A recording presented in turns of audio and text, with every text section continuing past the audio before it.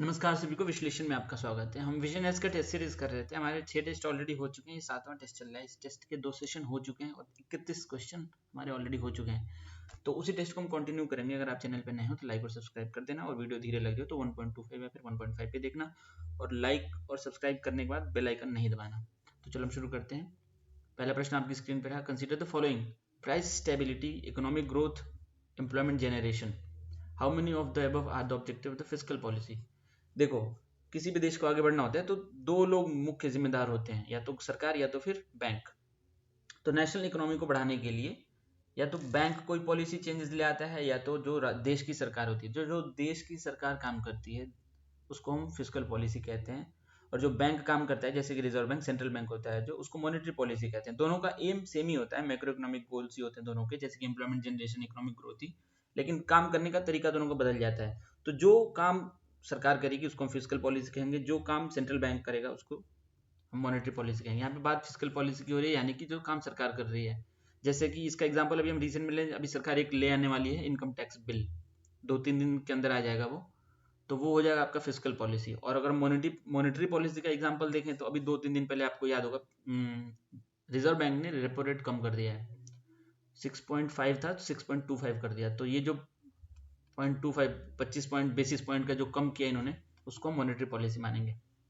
Question में क्या दिया पढ़ लेते हैं। तो प्राइस स्टेबिलिटी, इकोनॉमिक ग्रोथ और एम्प्लॉयमेंट जनरेशन में से किसको किसको हम फिस्कल पॉलिसी का पार्ट मानेंगे, मतलब कि सरकार का हस्तक्षेप है, उससे कोई प्रभाव निकलेगा। तो प्राइस स्टेबिलिटी बिल्कुल सरकार का हस्तक्षेप होता ही है प्राइस स्टेबिलिटी में। इकोनॉमिक ग्रोथ में भी होता है, एम्प्लॉयमेंट जनरेशन में भी होता है। तो बिल्कुल इसका आंसर हो जाएगा सी, ऑल 3। देखो, एम्प्लॉयमेंट जनरेशन में ऐसे हो जाएगी, सरकार ऐसे कुछ भी स्कीम ले आती है तो इससे एम्प्लॉयमेंट जनरेशन बिल्कुल फर्क पड़ता ही है, प्राइस स्टेबिलिटी पे होगा ही। तो ये तीनों ही हो जाएंगे मेरे हिसाब से। आंसर आंसर देखते हैं, इसका आंसर सी होना चाहिए। 30 सेकंड का सी, ठीक है। अब इंटरनेशनल मॉनेटरी फंड क्या कहते हैं? फिस्कल पॉलिसी ऐसी चीज होती है जिसको सरकार अपने स्पेंडिंग या फिर टैक्सेशन से इन्फ्लुएंस करे इकोनॉमी को। ये कहानी मैंने बताई थी। इकोनॉमिक ग्रोथ इन्होंने उसका उसका बेसिस बना के बोला है कि इंटरनेशनल मॉनेटरी फंड ऐसा कहते हैं। वैसे सभी लोग ऐसे ही कहते हैं, उसको कहने से क्या है। Economic growth, fiscal policy maintains the economic growth. Price stability maintain करता है, ये कि कितना मार्केट में क्या किस चीज का क्या प्राइस है। सरकार का बिल्कुल नियंत्रण रहता है इन्फ्लेशन पे, दाम बढ़ जाए तो सरकारें गिर जाती है। फुल एम्प्लॉयमेंट, अब एम्प्लॉयमेंट जितना होगा वो भी रिकवरी का एक माध्यम होता है लो इकोनॉमिक एक्टिविटी का। जैसे इकोनॉमी हो, लोग पास एम्प्लॉयमेंट होगी, सैलरी पाएंगे, पैसा खर्च करेंगे, तो उसका डायरेक्ट इम्पैक्ट पड़ता ही है। अगला प्रश्न करते हैं। Consider which of the following are forms of narrow money. देखो, हमने ऊपर एक क्वेश्चन किया था ना, ब्रॉड मनी, नैरो मनी का। इसका सीधा सा बात है, जो पैसा जितना लिक्विड होगा, ये होता है M0, M1, M2, M3, M4। तो जो जितना लिक्विड होगा वो उसका नंबर उतना कम होगा, जैसे कि वही नैरो होगा। जैसे कि जो हमारे पास नगद होता है, कैश, या फिर जो हम बैंक में इमीडिएटली रखते हैं, जो डिमांड डिपॉजिट्स होते हैं, उसको हम कहते हैं नैरो मनी।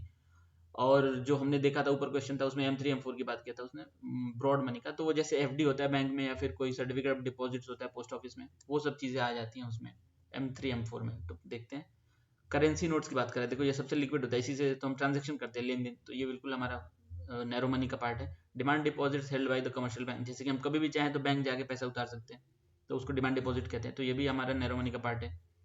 और net time deposits of commercial bank, net time की बात करें, यानी कि किसी टाइम के बाद इसकी मैच्योरिटी होगी, मतलब कि इसको कभी भी इतना लिक्विड नहीं है। तो ये हमारा ब्रॉड मनी का पार्ट है, M3 में आता है ये। तो 1 और 2 हो जाएगा इसका आंसर, यानी कि आंसर बी हो जाएगा। एक्सप्लेनेशन देखते हैं, पूरा पूरा कहानी हम नहीं पढ़ेंगे एक्सप्लेनेशन का पहले जैसा, क्योंकि समय कम है हमारे पास, पूरा रिकॉर्ड भी नहीं हो पा रहा है रोज रोज। 33 का बीट देखो, अब यहाँ पे बात किया है हमने, ऊपर ये क्वेश्चन किया हुआ था तो ज्यादा डिटेल में नहीं देखते। देखो, M1, M2, M3, M4 की बात की। M0 हमने देखा था ना ऊपर, रिजर्व होता था जो बैंक के पास, उसको कहते हैं रिजर्व बैंक के पास। M1 में आ जाएगा करेंसी और डिमांड डिपॉजिट्स, M2 में आ जाएगा M1 प्लस, M3 में आ जाएगा M2 इसका ले दे के पूरा नेट टाइम डिपॉजिट में FD मान लेना, और M4 में आ जाएगा जो बैंक या पोस्ट ऑफिस में होता है, जैसे कि करेंसी, कॉइन्स, नोट्स। और इधर आया देखो नेशनल सेविंग, ये सबसे इंपॉर्टेंट है, जो नेशनल सेविंग सर्टिफिकेट्स होते हैं। अब इंटर बैंक डिपॉजिट को हम नहीं मानते, मनी फ्लो का पार्ट ही नहीं मानते हैं, ठीक है, मनी सप्लाई का पार्ट ही नहीं मानते, ये भी हमने देखा था ऊपर। तो अगला प्रश्न करते हैं। यहाँ पे दिया M1 M2 और narrow money, M3 and M4। देखो, इसको ऐसे याद कर लेना, जितना नंबर कम होगा वो नैरो होगा, जितना बड़ा नंबर होगा वो ब्रॉड होगा, और जितना नैरो होगा उतना ज्यादा लिक्विड होगा। अगले प्रश्न पे हम चलते हैं। Question number 34। With reference to the Global Alliance for National Human Rights Institution, consider the following statement. It operates with in the office of the United nation high commissioner for human rights. ठीक है, United nation commission for human rights ये, लेकिन इसका headquarter वहाँ पे नहीं है, तो ऑपरेट्स विद इन ऑफिस नहीं होगा, इसका ऑफिस कहीं और पे है, मतलब यूएस में नहीं है इसका ऑफिस। तो जहाँ तक मुझे लगता है ये गलत होना चाहिए। अभी तो यूनाइटेड नेशन इसके बाहर भी जा रहा है, अभी डोनाल्ड ट्रम्प ने बोल दिया कि ह्यूमन राइट्स कमीशन उसका मेंबर नहीं रहेंगे। ये सभी चीज़ से बाहर निकले, डब्ल्यूएचओ से भी बाहर निकल गए, तो उन्होंने मना कर दिया कि इसको हम पैसे नहीं देंगे, और बाहर भी निकल गए इससे। जो इंटरनेशनल ह्यूमन राइट्स होता है, जो भी इनका हर चीज़ से बाहर निकल गया ह्यूमन राइट्स से रिलेटेड, ये इतना याद रखना। तो इसका वहाँ पे पहले भी नहीं था, operates with in office of United nation नहीं था ये, इसका ऑफिस कहीं अलग पे है। भारत इसका मेंबर बिल्कुल है। इसी के बाद मतलब इसका मेंबर होने का भी एक दायित्व है ना, क्यों नहीं, हमारे ह्यूमन राइट्स कमीशन भारत में भी है, तो इसका आंसर दूसरा होना चाहिए, ओनली 2। और इसका देखते हैं हेडक्वार्टर कहाँ पे है, मतलब ऑपरेट्स विद इन ऑफिस कहाँ पे है इसका। 34 का आंसर बी दिया है, मतलब कि पहला गलत है। तो इंडिपेंडेंट नॉन प्रॉफिट ऑर्गेनाइजेशन है, comparative of national human right institution, ये जो दुनिया भर के एनएचआरसी जैसे भारत में है, तो सबका इकट्ठे जो एक होगा ना इंटरनेशनल फोरम पे बातचीत कहाँ पे करेंगे, तो वैसा ग्लोबल अलायंस है ये। और इसका देखो हेडक्वार्टर यूरोप में, स्विट्जरलैंड में है, जिनेवा में। और इसका विजन यही है कि दुनिया भर में ह्यूमन राइट्स का सम्मान हो, जो कि एक बड़ा देश है, अभी उसको पीछे ही निकल गया इसमें से। तो इसमें और क्या इंपॉर्टेंट है, भारत इसका मेंबर है, बिल्कुल भारत ऐसी चीज़ों का मेंबर रहता है। बेनिफिट्स इसके क्या हैं, भारत देश की क्रेडिबिलिटी बढ़ जाती है, इंप्रूव्ड ह्यूमन राइट प्रोटेक्शन होता है, ग्लोबल इंपैक्ट भी होता है कि भारत, ऐसे मानते हैं ना लोग कि थोड़ा जिम्मेदार देश है, ह्यूमन राइट्स कमीशन का मेंबर है। तो अब इसका सब कमिटी ऑफ एग्रेडेशन है, ये इवेल्युएट करता है कि कौन से देश का कैसा ट्रैक रिकॉर्ड है 1993 पेरिस प्रिंसिपल पे। ठीक है, अगले प्रश्न पे चलते हैं। ये याद रखना कि ये यूनाइटेड नेशन ह्यूमन राइट्स उसका पार्ट नहीं हो, विद इन द ऑफिस, उसके ऑफिस के अंदर काम नहीं करता है, नहीं तो ये यूएस में होता है ना वैसे। Consider the following statement regarding the special drawing rights. देखो स्पेशल ड्राइंग राइट्स ऐसे राइट्स होते हैं जैसे कि हमारा कुछ पैसा, आपको याद, हमने ऊपर फॉरेक्स वाला क्वेश्चन किया था, तो उसमें हमने देखा था कि कुछ हिस्सा गोल्ड में था, कुछ फॉरेन करेंसी में था, और कुछ एसडीआर था। तो एसडीआर वही था ना जो एसेट होते हैं भारत के या किसी देश के, होल्ड करता है आईएमएफ, जो उसके ऑफिशियल रिजर्व को सप्लीमेंट करता है, तो ऐसी चीज़ों को एसडीआर कहते हैं। भारत का भी एसडीआर 2.7 है शायद आईएमएफ में, तो पढ़ लेते हैं। It is an international reserve assets created by the IMF to supplement this member country official level, बिल्कुल ठीक है, ये हमने ऊपर देखा हुआ है। The value of SDR is based on the basket of 4 currencies, US dollar, euro, Chinese renminbi and Japanese yen. इसमें एक करेंसी छोड़ दिया, 5 होता है, वैसे इसमें पाउंड भी होता है एक, तो ये आंसर गलत, इसका आंसर पहला सही है, इसका आंसर हो जाएगा ओनली 1। एक्सप्लेनेशन देखते हैं,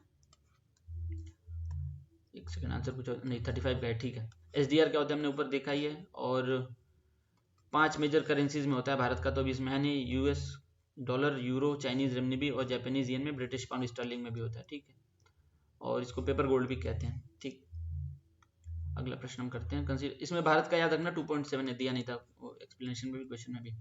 Consider the following: hoarding and speculation increases in indirect taxes, increase in the administered price of agriculture produce. How many of the above can create cost push inflation? देखो cost दो type के inflation होते हैं ना, ऐसे वाला एक cost push होता है और एक डिमांड पुल का ऐसे होता है।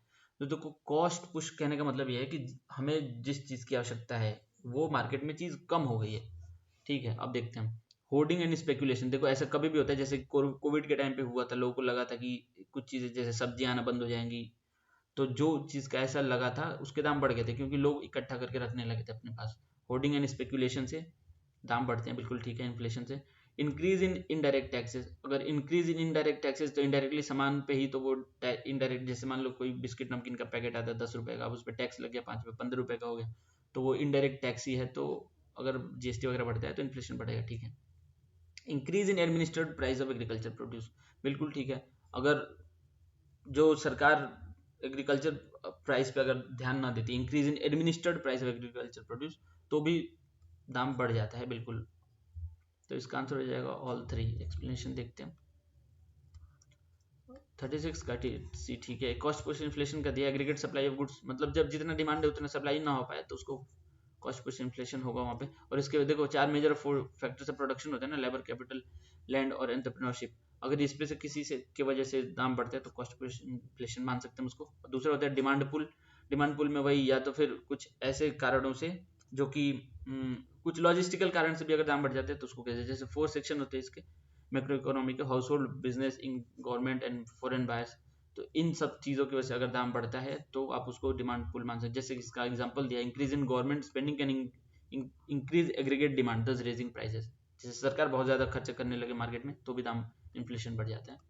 स्ट्रक्चरल इन्फ्लेशन का पार्ट यहाँ पे वो लॉजिस्टिक वगैरह का बॉटलनेक्स, जैसे कि प्रॉपर रोड ना हो, इलेक्ट्रिसिटी ना हो, ऐसे कारण से अगर इन्फ्लेशन बढ़ता है तो उसको स्ट्रक्चरल इन्फ्लेशन मानते हैं। और तो कुछ इसमें इतना इंपॉर्टेंट दिख नहीं रहा है, जिसमें cause scarcity of raw material तो हमने देखा ही है पहले। अगला प्रश्न करते हैं, question number 37। Consider the following undistributed profits, corporate taxes, net interest payments made by the household. इसमें पूछा क्या है, how many of the above have to be deducted from the national income to calculate personal income. देखो personal income और national income में फर्क होता है। जो नेशनल इनकम वो तो देश का हो गया, पर्सनल इनकम जो व्यक्ति के पास खुद के पास पैसा रहेगा वो डिस्पोजेबल इनकम ऐसे कह सकते हैं। तो जो अनडिस्ट्रीब्यूटेड प्रॉफिट्स होती है, मतलब कि जो कंपनीज को जैसे फायदा हुआ है वो उसको डिस्ट्रीब्यूट, उसको माइनस करने के बाद ही पर्सनल इनकम निकलेगा, तो ये ठीक है। कॉर्पोरेट टैक्सेस बिल्कुल टैक्स दे देंगे, तो वो तो टैक्स तो देते हैं ना इनकम के बाद ही, तो वो टैक्स भी माइनस करना पड़ेगा, कॉर्पोरेट टैक्स भी। Net interest payment made by the house hold, अगर आप कुछ आप पे टैक्स लग रहे हैं अलग से तो वो भी माइनस होगा नेट इंटरेस्ट पे। उसके बाद जो पैसा बचेगा वो आपका पर्सनल इनकम है। लेकिन इसमें एक चीज जुड़ जाती है, जैसे मान लो इतना सब तो हमने दे दिया सरकार को वापस, लेकिन ऐसा होता है ना कि कुछ कुछ सब्सिडी भी सरकार दे, जैसे स्कॉलरशिप भेज रहे हैं सरकार, या तो किसी को मान लो कोई एलिजिबल है सिलेंडर गैस सब्सिडी के लिए, ऐसा कुछ भी सीधा डायरेक्ट ट्रांसफर पेमेंट जो होती है सरकार से वो पर्सनल इनकम में जुड़ जाता है, तो वो इसमें दिया नहीं है, सिर्फ इसमें माइनस करने वाली चीज़ें दी हैं। तो डिडक्टेड पूछा ना, तो ये तीनों ही हो जाएगा, डिडक्टेड में ऑल थ्री हो जाएगा आंसर। एक्सप्लेनेशन देखते हैं, क्वेश्चन नंबर 37 था ना, 37 का सी देखो, नेशनल इनकम को सब डिवाइड कर सकते हैं कई सारे स्मॉलर पार्ट्स में, ठीक है, इतना नहीं। देखो यहाँ मेन चीज़ यहाँ पे दी है, पर्सनल इनकम जो हमारा होता है उस is equal to national income जो ऑलरेडी है उसमें से अनडिस्ट्रीब्यूटेड प्रॉफिट्स, मतलब कि जो भी फायदा हुआ है, net interest payment made by the house hold, मतलब जो चीज़ हमने लोन वगैरह लिया उसमें इंटरेस्ट जो माइनस हमने दिया, फिर ऊपर से कॉर्पोरेट जो टैक्स वगैरह पे किए, ये सारे माइनस हो गए। देखो यहाँ पे प्लस का साइन बनाइए, ये ध्यान रखना है। ये जो ट्रांसफर पेमेंट सरकार की ओर तरफ से हो रहा है, स्कॉलरशिप या फिर ऐसा कुछ सब्सिडी वगैरह, तो उसको हम इसमें ऐड करते हैं। तो नेशनल इनकम में एक चीज़ ऐड होती है, तीन चीज़ माइनस होती है, ये बात ध्यान रखना। और ये पहला चैप्टर में ही आता है नेशनल इनकम वाले में। अगला प्रश्न हम करते हैं, consider the following reduction in purchasing power of ways earner. ठीक है, मतलब ऐसा कुछ हो रहा है कि जब पैसे की क्षमता घट रही है, credit crunch in due to increase in the cost of capital. ठीक है, डिप्रिसिएशन इन करेंसी। पूछा क्या आप question, how many above are the impacts of inflation. देखो इन्फ्लेशन बढ़ेगा जब, तो पूछा है क्या होगा, reduction in purchasing power of the wage. हाँ ठीक है, रिडक्शन, अगर इन्फ्लेशन बढ़ता है तो ये तो सीधी सी बात है ना, चीज़ें महंगी हो जाएंगी, तो जो पैसे से हम पहले कुछ किसी की सैलरी जो अपने वेजेस से खरीद पा रहा था वो उसकी क्षमता कम हो जाएगी, बिल्कुल ठीक है। Credit crunch due to increase in the cost of capital. देखो जब भी इन्फ्लेशन होता है, कल भी इस पर हमने बात की थी, मतलब पिछले सेशन में भी, इन्फ्लेशन बढ़ता है तो मार्केट से पैसा निकालना रहता है बैंक को।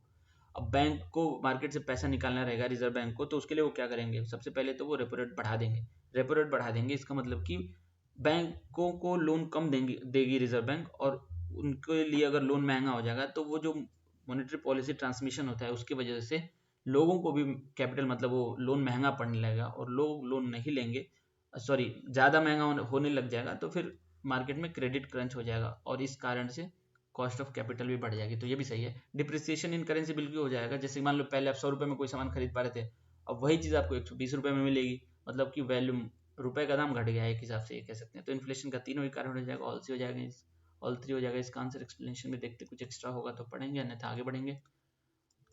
इम्पैक्ट ऑफ इन्फ्लेशन दे दिया यहाँ पे, रिडक्शन इन परचेजिंग पावर, इसको मैंने बताई पहले, लॉस कॉस्ट ऑफ कैपिटल। देखो इंटरेस्ट रेट बढ़ने के कारण मार्केट एब्जॉर्ब करेगा और उसके कारण increase of cost of borrowing बढ़ जाएगी, रिजर्व बैंक बढ़ा देगा अपना वो रेट, तो इंपोर्ट भी महंगे हो जाएंगे, इंपोर्टेड गुड्स चीपर हो जाएंगे, इंपोर्ट इंक्रीज हो जाएगा।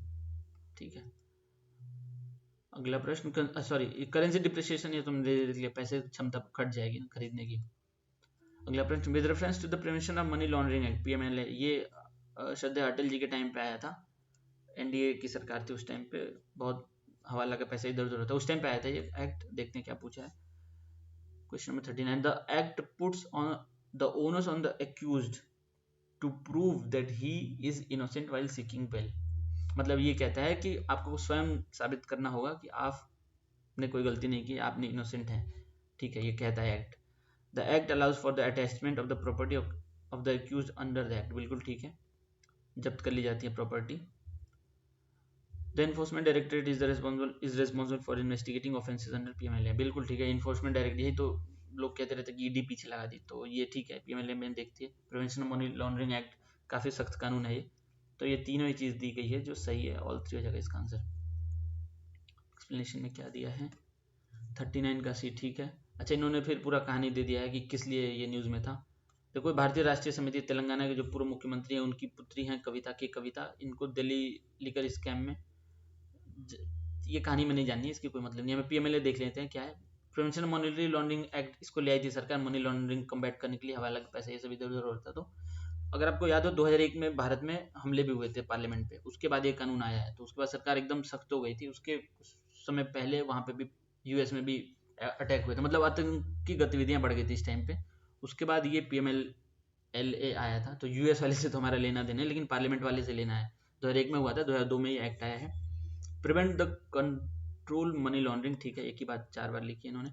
बेल प्रोविजन, इसमें बेल नहीं होगा जल्दी इतनी आसानी से, अनलाइक द सीआरपीसी जब prosecution bears the burden of the proof, इसमें प्रूफ जो अक्यूज है उसको खुद ही प्रूव करना पड़ेगा।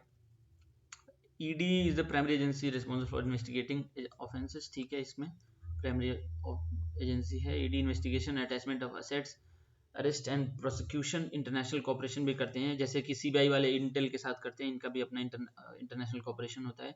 और इसमें एग्जांपल दिया है कोई केस का नाम, प्रीति चंद्र डायरेक्टर इन्फोर्समेंट डायरेक्टरेट का नाम दिया है। ठीक है, अगला प्रश्न हम करते हैं।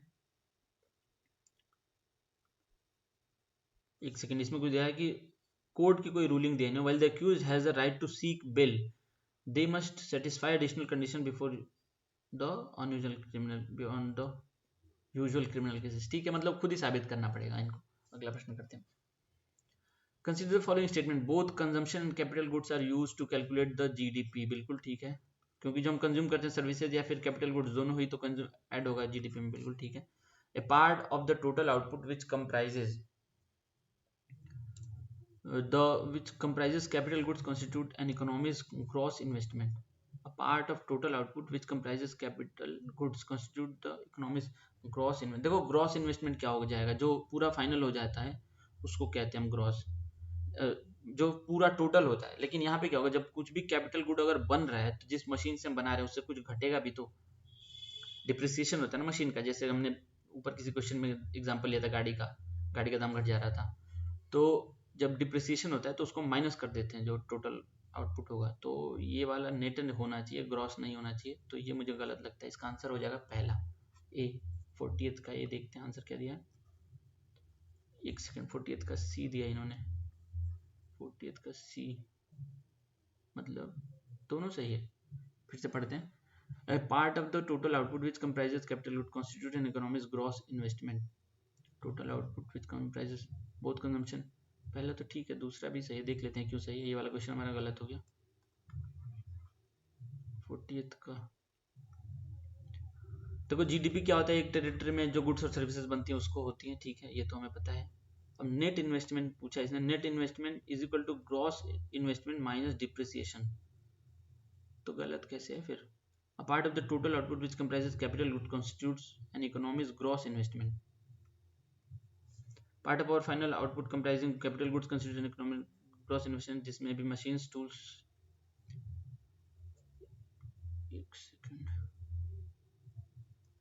Part of total output which comprises capital goods constitutes an economy's gross investment.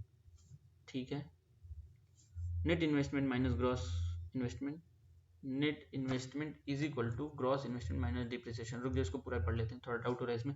Part of और final output comprising capital goods constitute an economic gross investment, this may be machines, ठीक है, deletion may be the value of the net investment must be distinct from the commonplace notion of investment which implies using the money to buy physical or financial asset, thus using the term investment to denote the purchase of the share having an insurance.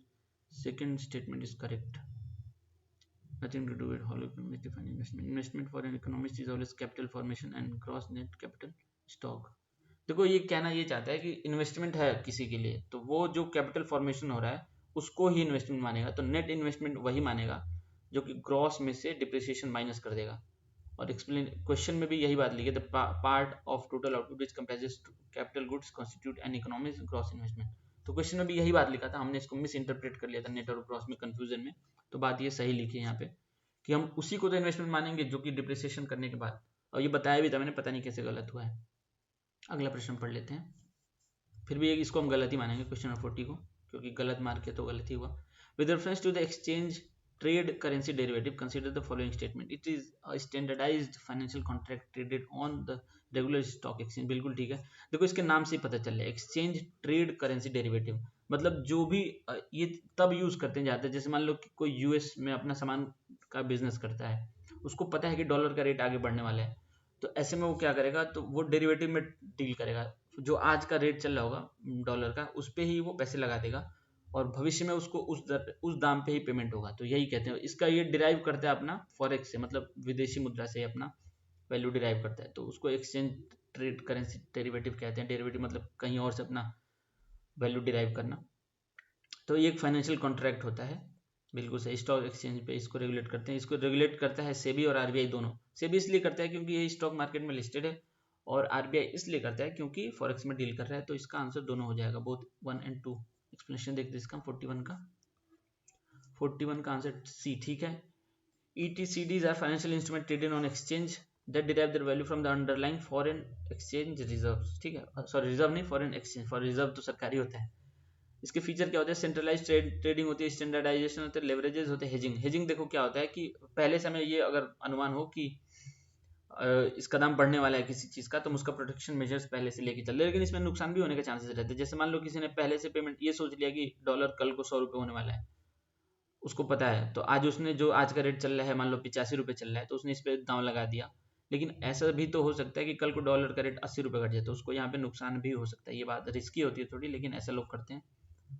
अब इसमें दिया इसने बहुत सारा कहानी, currency derivatives are financial instrument that derive the value from underlying assets. अब इसमें future contract होता है, ऑप्शन कॉन्ट्रैक्ट। देखो इसमें दो चीज याद रखना, फ्यूचर कॉन्ट्रैक्ट और ऑप्शन कॉन्ट्रैक्ट में दो मेन चीज होती है कि इसमें लीगली बाइंडिंग होता है, आपको खरीदना है बेचना ही पड़ेगा।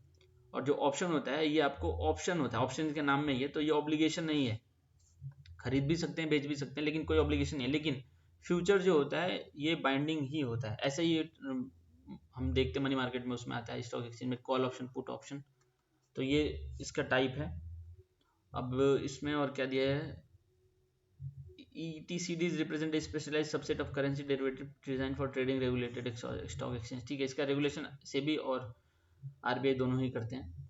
यहाँ पे देखो आरबीआई कैन ऑल्सो इस्टेब्लिश, ठीक है, क्योंकि ये फॉरेक्स में डील कर रहा है इसलिए, नहीं तो बाकी तो मार्केट से भी डील करता है बस। Consider the following statement regarding the measurement of inflation in India. देखो इन्फ्लेशन मेजर करने के दो तरीके होते हैं, होता है WPI, एक होता है CPI। WPI मतलब होलसेल प्राइस इंडेक्स, CPI मतलब कंज्यूमर प्राइस इंडेक्स। अगर हम रोजमर्रा की जिंदगी का देखते हैं तो हम ज़्यादातर बेनिफिशियल CPI से ही मेजर कर पाते हैं, क्योंकि इसमें रोज रोज की चीज़ें होती है और इसमें सबसे बड़ी बात है इसमें सर्विसेज भी इन्वॉल्व होता है, और WPI में केवल होलसेल चीज़ों के दाम देखते हैं, तो ये हमें क्लियर पिक्चर नहीं देता है WPI। देखते हैं क्वेश्चन में क्या पूछा है। Wholesale price index is estimated based on the wholesale prices of the selected goods and services. पूरा कहानी ठीक है, लेकिन इसमें सर्विसेज नहीं इंक्लूड होता है, तो इसको हम काट देंगे। सर्विसेज CPI में कंज्यूमर प्राइस इंडेक्स में होता है। Currently the base year of the WPI calculation is 2011-12। बिल्कुल ठीक है। देखो जो पहले GDP कैलकुलेशन का भी जो बेस ईयर था ना, वो 2011-12 ही था, लेकिन अभी सरकार ने उसको 2022-23 कर दिया है। कोविड के बाद जब स्टेबल हुई थी इकोनॉमी उस टाइम पे कर दिया था, लेकिन अभी जो WPI का कैलकुलेशन का ईयर है वो अभी भी वही है। तो आगे देखते हैं। WPI is estimated by the office of the economic adviser under the ministry of commerce and industry. बिल्कुल ठीक है, WPI ही मतलब मिनिस्ट्री ऑफ कॉमर्स ही देखता है, इकोनॉमिक एडवाइजरी। तो इसका आंसर हो जाएगा ओनली 2 बी। 2 और 3 सही है, तो इसका आंसर हो जाएगा बी। एक्सप्लेनेशन में क्या दिया देख लेते हैं हम। 42 का बी ठीक है। अभी ये दिया है कि WPI क्या होता है, ये सब हमें नहीं जानना है। हमें ये जानना है कि price tracked at ex factory price manufacture good, मतलब ये बताया कि WPI कैसे कैलकुलेट करते हैं, तो बेसिक्स है हमें पता ही है।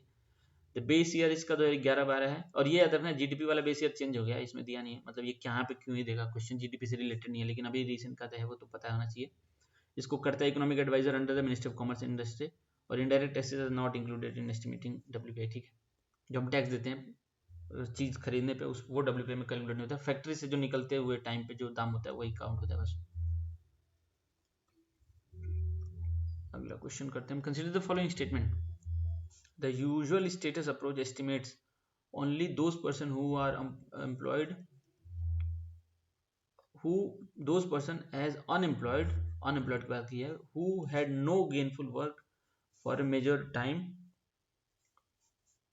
during the 365 day preceding the date of survey, ठीक है, during the preceding date of survey। अगला देखते हैं, the current weekly status approach is useful in capturing long term open chronic unemployment but not the seasonal unemployment. देखो ये तो गलत दिया है, जो करंट वीकली स्टेटस होता है ये आपका सीजनल एम्प्लॉयमेंट को भी मेजर करता है, क्रोनिक अनएम्प्लॉयमेंट को। क्रोनिक अनएम्प्लॉयमेंट ऐसा कहने का मतलब ये होगा जिनके पास साल भर से ज़्यादा सिग्निफिकेंट पॉपुलेशन के पास अगर जॉब ना हो, अनएम्प्लॉयड हो, तो उसमें हम काउंट करते हैं क्रोनिक अनएम्प्लॉयमेंट को। तो ये बात तो ठीक की है इसने। इसके 3 अप्रोच होते हैं बेसिकली अनएम्प्लॉयमेंट नापने के। एक होता है यूजुअल स्टेटस अप्रोच, दूसरा होता है करंट वीकली, और तीसरा होता है करंट डेली। तो इसमें से 2 की बात की इसने, तो पहला वाला भी तो सही लग रहा है। और usual status approach estimates only those person as unemployed who had no gainful working major time during the, तो ठीक है। और दूसरा गलत है, तो पहला सही है, इसका तो ओनली 1 हो जाएगा आंसर। देख लेते हैं हम। दूसरा इसलिए गलत है देखो क्योंकि यहाँ पे नॉट लिखा नहीं, इसलिए गलत हो जाएगा। अगर ये एंड लिखता तो सही था। एक्सप्लेनेशन देखते हैं हम। 43 का ए ठीक है, हमने सही सोचा। NSSO देखो मेजर करता है इसको, अनएम्प्लॉयमेंट डेटा को। पहला होता है यूजुअल स्टेटस अप्रोच, इसमें अगर कोई व्यक्ति पिछले 365 दिन में एक भी दिन काम नहीं करता है तो इसको मानते हैं कि ये अनएम्प्लॉयड है। उसकी पिछले 365 दिन की गतिविधियां देखी जाती है, इसमें 7 दिन का तो करंट वीकली स्टेटस कह देंगे, और जो डेली का होगा उसमें हम, लेकिन देखो करंट वीकली वाले में हम सीजनल भी नापते हैं, ऐसा नहीं है। क्रोनिक अनएम्प्लॉयमेंट तो नापते ही हैं लॉन्ग टर्म। तो ये वीकली देख के ये नहीं समझना है कि सीजनल नहीं होगा, सीजनल इसमें आता है। इस यही क्वेश्चन में वहाँ पे नोट लिख दिया था। करंट डेली में this approach unemployment status of a person is measured by the each day reference week, मतलब एक दिन में, एक हफ्ते में इनको कितने दिनों काम मिला है उसको नापते हैं। अगला प्रश्न हम करते हैं, with reference to the National Pharmaceutical Pricing Authority NPPA, consider the following statement, ठीक है। तो NPPA की बात कर रहा है ये, it is an attached office of department of pharmaceutical and ministry of, जो कि ministry of chemical and fertiliser के अंदर आती है, बिल्कुल ठीक है। ये देखो इनका मेन काम यही होता है ना कि दवाइयों के दाम ना बढ़ें, ये देखना इसका काम होता है। जैसे अभी एक आता है आरोग्य मंदिर करके भी आता है ना, जो प्रधानमंत्री आयुष आयुष आयुष मंत्र, क्या नाम है उसका नाम रिसेंटली भी चेंज कर दिया, आरोग्य मंदिर कर दिया है। तो वहाँ पे दवाइयाँ सस्ती मिलती हैं, जो जेनेरिक ड्रग्स होती हैं वो दवाइयाँ वहाँ पे सस्ती मिलती है। तो ये डिपार्टमेंट है, इसका काम यही है कि दवाइयों का दाम कंट्रोल करके रखे। जैसे अभी रिसेंटली बजट में भी लगभग 30 या 25 दवाइयों का दाम कम कर दिया इन्होंने, जो उस पर कस्टम ड्यूटी हटा दी है, कैंसर की जो दवाइयाँ थी। तो ये सब देखता है ये डिपार्टमेंट, तो ये सही है। Regulate drug prices under the, और ये किस एक्ट के अंदर, ये ऑर्डर के अंदर करता है, ड्रग प्राइसेस कंट्रोल ऑर्डर 2013, ये भी ठीक है। ये कांग्रेस पार्टी की सरकार थी यूपी की 2013 में, उस टाइम पे ही आ गया था ये, तो ये सही है। It adjust drug prices in line with changes in the consumer price index on an annual basis. नहीं, अब लोगों एक लोगों कंज्यूमर प्राइस इंडेक्स पे नहीं डिपेंड करता है, ये WPI पे करता है, क्योंकि एक लोग कैसा क्या दवाई खा रहे हैं उस पर नहीं, इंडस्ट्री पे क्या उसका असर होता है उस पर निर्भर करता है कि कहाँ से बन रहा है, वहाँ वो मेजर फैक्टर होता है डिसाइड करने में। तो इसका ये तीसरा अगर हम गलत मानते हैं और 1 और 2 सही मानते हैं तो इसका आंसर हो जाएगा हमारा ओनली 2। देख लेते हैं आंसर। 43 का बी है, ठीक है। अब ये सब कहानी लिखा है इसमें कि NPA ने कितने पेन किलर्स का कम किया, ये सब नहीं जानना। देखो अभी फिलहाल में 400 इनके लिस्ट में है दवाइयाँ और 960 फॉर्मुलेशंस, ठीक है। और प्राइस फिक्सिंग इनका काम है, मतलब ये कैप लगा देते हैं, जैसे कोई दवाई पे लगा दी इन्होंने दाम कि इससे ज़्यादा इसका रेट नहीं हो सकता है, तो फिर चाहे जो कर लो उसका दाम उससे ज़्यादा नहीं जाएगा। इनका काम मेन यही है, प्राइस मॉनिटरिंग का, एनफोर्समेंट का।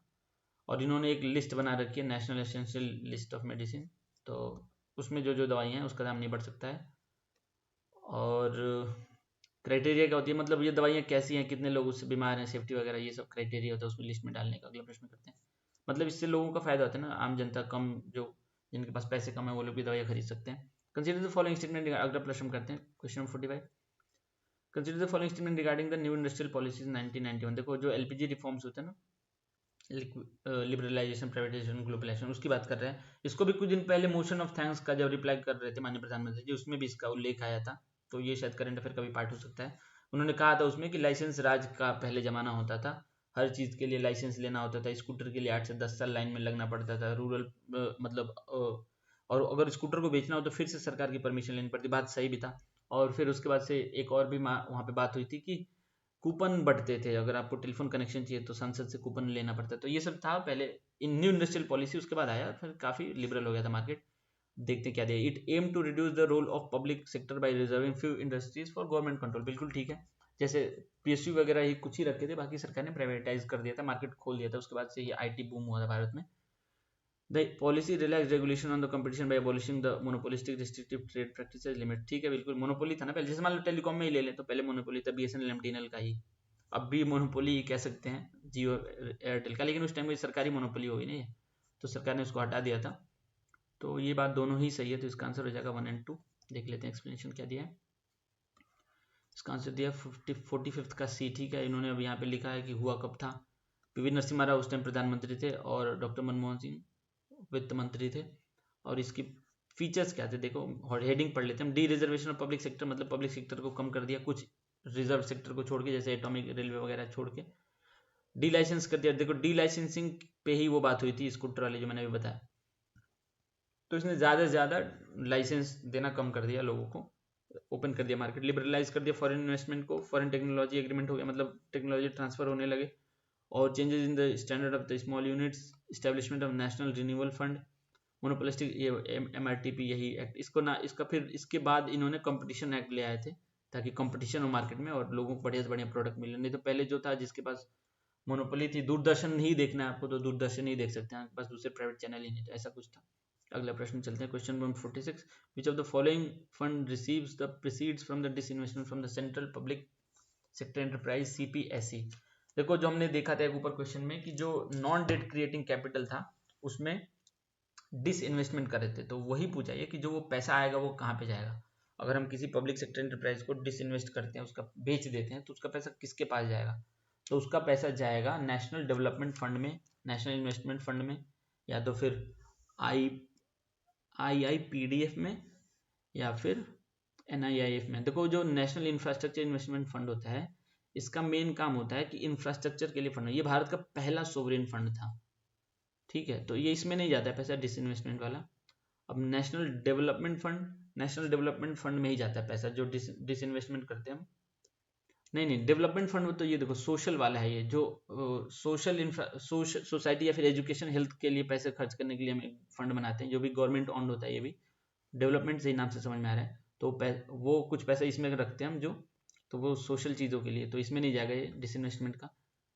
डिसइन्वेस्टमेंट का पैसा जाएगा वहाँ पे जहाँ से हम फिर निवेश कर सकें किसी चीज़ में, तो नेशनल इन्वेस्टमेंट फंड कहते हैं उसको, उसमें जाता है इसका पैसा। जो IIPDF होता है ये तो इंफ्रास्ट्रक्चर ऐसी चीज़, जैसे देखा होगा अपने इंडस्ट्री होता है, टाउनशिप होता है, उसके आसपास इंडस्ट्रियल क्षेत्र के आसपास कुछ इंफ्रास्ट्रक्चर होना चाहिए, लोग जो उसमें एम्प्लॉयज उनको काम करने के लिए, घर उनके बच्चों के लिए, तो ऐसी चीज़ों के लिए पैसा रखते हैं इसमें IIPDF में, इंडस्ट्रीज के आसपास इंफ्रास्ट्रक्चर बनाने के लिए, तो उसको IIPDF कहते हैं, तो ये गलत है। इसका पैसा जाएगा इसमें डिसइन्वेस्टमेंट का, नेशनल इन्वेस्टमेंट फंड में। देखते हैं आंसर इसका 46 का आंसर, हाँ ठीक है, आंसर सी दिया इसमें। अब इन्होंने पूरा दिया ही नहीं है जो मैंने बताया, सिर्फ अच्छा हाँ देखो ये दीपम, जो department of investment and public asset management, इसको दीपम कहते हैं, मिनिस्टर फाइनेंस में, यही इसका देख रेख करता है जो पैसा आता है, और ये पैसा जाता है NIF में, जो कि कंसोलिडेटेड फंड ऑफ इंडिया से बाहर है। ठीक है, पब्लिक अकाउंट ऑफ इंडिया में मेंटेन होता है ये। और कुछ इसमें इंपॉर्टेंट है, बाकी सबके बारे में दिया नहीं, मैंने बता दिया वो पहले ही। ठीक है, अगले प्रश्न करते हैं हम, ये सबका मैंने बताया। With reference to the child care leave CCL, जो CCL लीव होती है उसके बारे में बात कर रहे हैं, under the civil services leave rules 1972। देखो इसके पहले एक एक्ट था 1961 में बना था, मैटरनिटी बेनिफिट एक्ट करके था वो, जिसको सरकार ने 2017 में फिर अमेंड भी किया था। तो उस टाइम पे शायद 12-15 हफ्ते की छुट्टी मिलती थी, ऐसा कुछ था, लेकिन अभी सरकार ने उसको 26 वीक्स कर दिया छुट्टी का, मैटरनिटी लीव। लेकिन उसके बाद भी कुछ आवश्यकता ऐसी पड़ी जैसे कि सेंट्रल गवर्नमेंट के एम्प्लॉयज़ के लिए कि उनका इससे काम नहीं चल रहा था क्योंकि इनका सर्विस कंडीशन अलग होता है, तो उनके लिए सिविल सर्विसेज या फिर सेंट्रल एम्प्लॉयज़ के लिए सरकार लेके आई थी 1972 में एक रूल अलग से। तो इनके जो मेटर्निटी वाले मामले होते हैं इससे देखे जाते हैं, पढ़ते हैं सिविल सर्विसेज वाले या फिर सेंट्रल गवर्नमेंट वाले। Female employees under the age of 18 years are allowed to CCL of 1 year. क्या लिखा है ये? Female employees under the age, मतलब female employees under the age 18, उनके बच्चे कहाँ से होंगे यार? Female employees under the age of 18 are allowed CCL to 1 year to look after their children. ये गलत लिखा है इनके कहने का मतलब कि 18 साल से नीचे, तो 18 साल में तो शादी होती है कहना क्या चाहते हैं? तो ये लिखना ये चाहते हैं female employees with children under, यहाँ पे विथ चिल्ड्रन इन्हें लिखना भूल छूट गया इनसे। अंडर द एज ऑफ मतलब ऐसे लोग जिनके बच्चे 18 साल से नीचे हैं, उनको बच्चों की देख रेख करने के लिए 1 साल की छुट्टी मिलती है। तो ये भी गलत है, यहाँ पे 1 साल नहीं 2 साल की छुट्टी मिलती है और ये गलत है, और ये सेंटेंस तो बिल्कुल ही गलत है। 18 साल में तो शादी होती है और वो भी फीमेल सिविल सर्विसेज में, तो 18 तो मतलब तो ये ऑप्शन गलत है। There is no age limit in the case of different labour. हाँ देखो, दिव्यांग ऐसे बच्चे होते हैं अगर दिव्यांग, तो उनमें एज लिमिट का कोई वो नहीं चक्कर है, तो ये सही है। Denying of women child care leave is violation of constitution, बिल्कुल ठीक है। कॉन्स्टिट्यूशन में ही अगर आपको याद हो आर्टिकल 14 है, आर्टिकल 14 क्या कहता है? डिस्क्रिमिनेशन नहीं होनी चाहिए। तो अगर आप ऐसा काम करते हैं जो कि महिलाओं के प्राकृतिक नेचर के खिलाफ है, तो ये discrimination on basis of sex हो गया ना। फिर आर्टिकल 14 देख लिया, या तो आर्टिकल 21 ही देख लो। आर्टिकल 21 में भी सुप्रीम कोर्ट की रूलिंग है कि हेल्दी और डिग्निफाइड लाइफ होनी चाहिए सबकी, तो उसमें भी आर्टिकल 21 भी वायलेट कर रहे हैं। या फिर आर्टिकल हम DPSP का आर्टिकल 42 देखें, जिसमें जिसमें लिखा हुआ ही है just human condition of work, उसमें भी मैटरनिटी लीव का एक कैटेगरिकली मेंशन है। तो आर्टिकल 41 सॉरी 42, 21 और आर्टिकल 14 तीनों का ही वायलेशन हो जाएगा। और अगर बिल्कुल एग्जैक्ट देखें तो 42 का मान सकते हैं अगर एडवर्ब वे भी हम जाएं तो इसका हो गया हमारा पहला गलत था, तो 2 और 3, तो इसका आंसर हो जाएगा बी। इसका आंसर बी होना चाहिए। देखते हैं आंसर क्या दिया है। 47 का बी ठीक है। अब इन्होंने जो भी दिया हमने बता दिया, इससे ज़्यादा ही छोड़ो इसको। अगला प्रश्न करते हैं। Consider the following statement regarding the SEBI. SEBI के बारे में बात कर रहे हैं। It is N statutory body, बिल्कुल ठीक है। देखो सेबी को स्टैट्यूटरी बॉडी बनाया नहीं था पहले इसको ऐसे ही रेजोल्यूशन से लेके आए थे, लेकिन 1992 में ही, ये 1992 में बना था, ठीक है। सन 1992 में ही हुआ था हर्षद मेहता स्कैम। उस स्कैम के बाद से देश एकदम हिल गया था, तो उसको एक्ट बना के स्टैट्यूटरी बॉडी बना दिया था। It regulate all intermediaries in stock exchange like share broker, under writers and mutual fund, बिल्कुल ठीक है। ये सबको मैनेज करता है, तो इसका आंसर 1 और 2 दोनों हो जाएगा, बोथ 1 और 2 आंसर। देखते हैं 48 का सी दिया है, ठीक है। बस आ रहा हूँ। तो 48 का सी हो गया, तो इसका अगर हम मान लेते हैं तो दोनों ही आंसर इसका सही है। देख लेते हैं ये वाला क्वेश्चन, ये सेशन में बंद करेंगे, फिर हम कंटिन्यू करेंगे अगले सेशन में। देखता हूँ मैं आज रात में दूसरा सेशन ले लूँगा। SEBI is a quasi legislative quasi judicial body, ठीक है। ये मतलब हमने पहले भी सेबी के बारे में देखा हुआ है। तो 1988 में बंद हो गया था रेजोल्यूशन के थ्रू, लेकिन बाद में इसको रेगुलराइज कर दिया था 1992 में, वही हर्षद मेहता स्कैम के बाद में। इसमें दिया नहीं हर्षद मेहता का नाम, लेकिन वही उसके बाद ही हुआ था। और इसके फंक्शंस क्या क्या है? रजिस्टर रेगुलेट करते हैं all intermediaries in stock exchange, share broker, under writer, सबको माल प्रैक्टिसेस चेक करता है ये। और अगर आपको सेबी के किसी ऐसे किसी चीज़ से दिक्कत होती है, सेबी के उनका जो डिसीजन है, तो आप सैट में जा सकते हैं। जैसे कि सिक्योरिटी अपीलेट ट्रिब्यूनल होता है, जैसे कि एनवायरमेंट के लिए NGT होता है, एडमिनिस्ट्रेटिव ऑफिसर्स के लिए होता है कैट, तो वैसे ही है ये सैट। और भी कुछ इसमें importance, SBI chairman has to the authority to search and seizure, मतलब ये छापा मार सकते हैं सेबी वाले, ठीक है। तो इतना काफ़ी है। बाकी इस सेशन को ही कंटिन्यू करते हैं, मतलब कुछ देर बाद, या फिर देखता हूँ मैं आज रात तक। तो यहाँ तक देखने के लिए थैंक यू। अगले सेशन में मिलते हैं फिर। Thank you very much for watching.